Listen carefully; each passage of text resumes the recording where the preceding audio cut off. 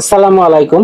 কেমন আছেন সবাই? আশা করছি ভালো আছেন। বরাবরের মতো আমি সাইফুল ইসলাম আবার আপনাদের মাঝে হাজির হলাম নতুন আরেকটি ভিডিও নিয়ে। আজকে ভিডিওতে দিব 60 ভোল্ট চার্জার বিষয়, যে চার্জার খোলা ছাড়া কেমনে আমরা ভোল্ট নিয়ন্ত্রণ করতে পারি।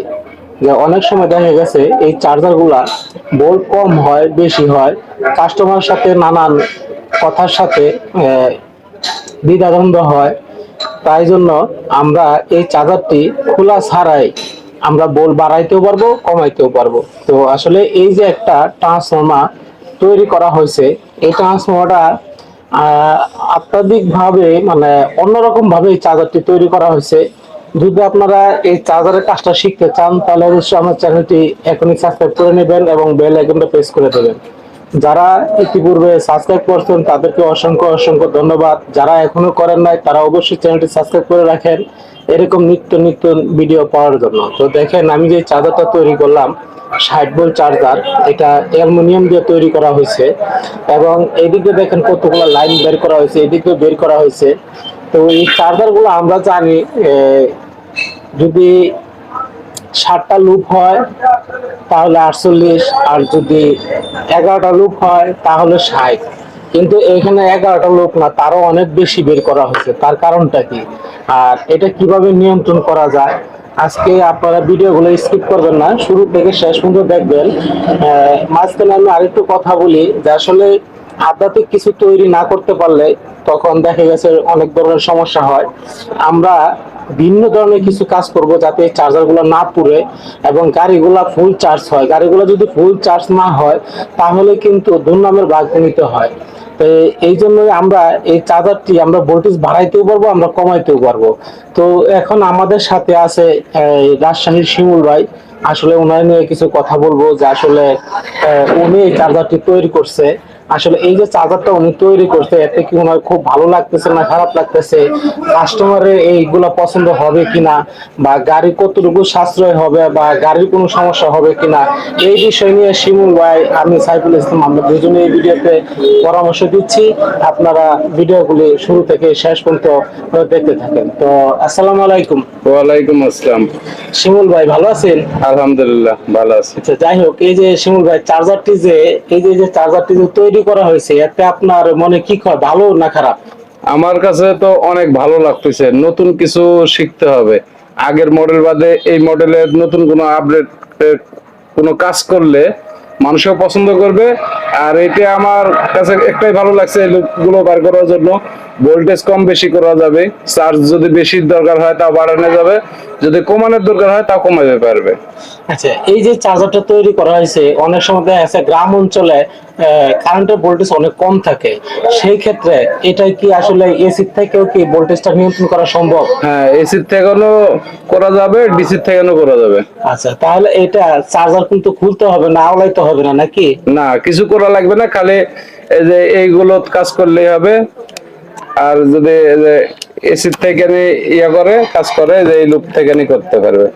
আর ডিসি থেকে করলে যে তিনটে আছে মাইপে যেটার সাথে অ্যাকুরেট হয় সেটা দিলে হবে। তো এখানে যদি আমাদের ডিসি ভোল্ট যদি বেশি হয় বা কম হয় সেই ক্ষেত্রে আমরা এখানে 1 2 3টা লুপ, তিনটা এবং এই একটা, এই 4টা লুপ, এই 4টা লুপ থেকে আমরা ভোল্ট কমাইতেও পারবো বাড়াইতেও পারবো।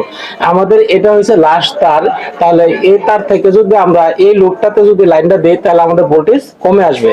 এরপর যদি এটাতে দেই তাহলে আরো কমে আসবে, এটাতে যদি দেই তাহলে আরো কমে আসবে।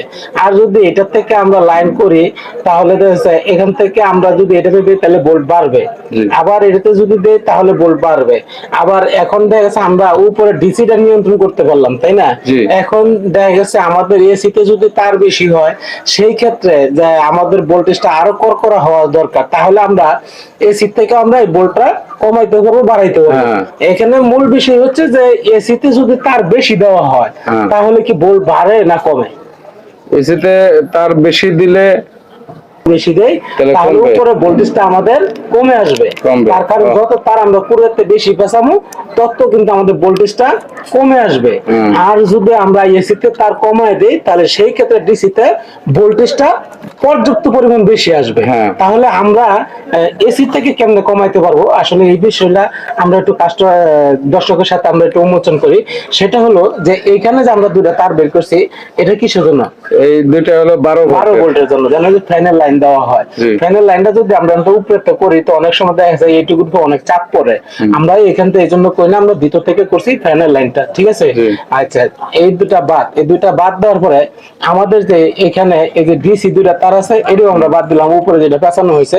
এবং এই সাইডে যে লুপ গুলো আছে এইখানে টোটাল 11টা লুপ আছে। 11টা লুপের ভিতরে এটা হচ্ছে প্রথম মাথা, এটা হচ্ছে প্রথম মাথা, এটা হচ্ছে লাস্ট মাথা। এখন এই দুইটাতে যদি আমরা দেই তাহলে এসিতে তার একটু বেশি হইতেছে, ঠিক আছে? তাহলে আমাদের এখানে উপরে ভোল্টেজটা একটু কম পাবো। আর যদি এই লাস্ট মাথা থেকে দেখা গেছে আমরা 30টা পেজ সাইডে দেয়া আমরা এখানে এই লুপটাতে আমরা জয়েন করি তাহলে কিন্তু আমাদের এসি তার কমে আসতেছে, উপরে ভোল্টেজটা বাড়তেছে। হ্যাঁ। তাই না শিমুল ভাই? জি। তো দর্শক দেখতে পাচ্ছেন যে আসলে এই যে চার্জারটা আমরা তৈরি করলাম, এই চার্জারটা আমরা উপর থেকে আমরা ভোল্টেজ নিয়ন্ত্রণ করতে পারবো, আমরা ভিতর থেকে ভোল্টেজ নিয়ন্ত্রণ করতে পারবো।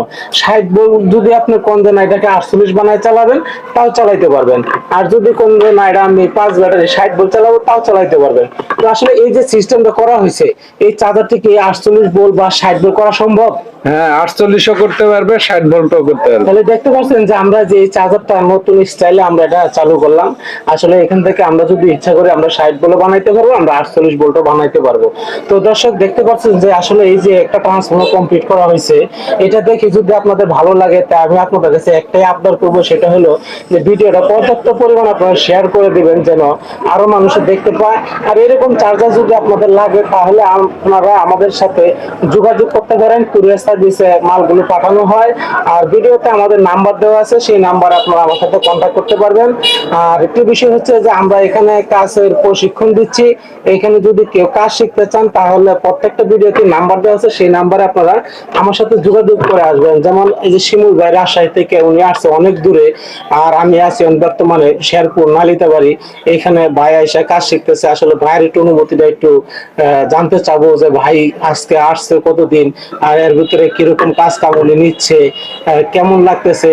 আর আপনারা হয়তো বিশ্বাস করবেন না যে আমরা এখানে কি আদৌ কি কাজ শিখাইতেছি না প্রতারণা করতেছি মানুষের সাথে, এগুলো একটু শিমুল ভাই কাছে জানতে চাইছে। শিমুল ভাই, আপনি যে এখানে আসছেন এখানে কি কাজ কি সঠিকভাবে প্রশিক্ষণ দেওয়া হচ্ছে না জি। কোনো প্রতারণার শিকার আছে? না, সঠিক ভাবে প্রশিক্ষণ দেওয়া যাচ্ছে, এটি প্র্যাকটিক্যালি কাজ করা যাচ্ছে। অনেক জায়গায় আছে খাতা কলমে দেখা দেয়, আর এই জায়গায় নিজে হাতে ওস্তাদে কাজ করাচ্ছে। আবার যদি ভুল হয়ে যায় তাকে বললে সে আবার বোঝা দিচ্ছে, একবারে যায় 10 বার বোঝা দিচ্ছে। আমাকে এখানে অনেক ভালো লাগছে। আমার আজকে 19 দিন শেষ হচ্ছে, রাত তো হয়ে গেছে, 19 দিন হলো আজকে। যাই হোক, যদি অনেকে আসতে চাচ্ছে তাদের উদ্দেশ্যে কি বলবেন? আমি বলবো যদি আপনারা কাজ শিখতে চান তাহলে ওস্তাদের সাথে যোগাযোগ করবেন। এখানে আসলে খাওয়া দাওয়া, রুম সবকিছুই ওস্তাদের দায়িত্ব আছে।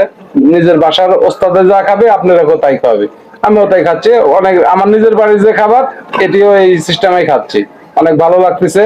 এই হোটেলে খাওয়ার থেকে নিয়ে নিজের বাড়ি খাচ্ছি, এটাই আমার ভালো লাগতেছে।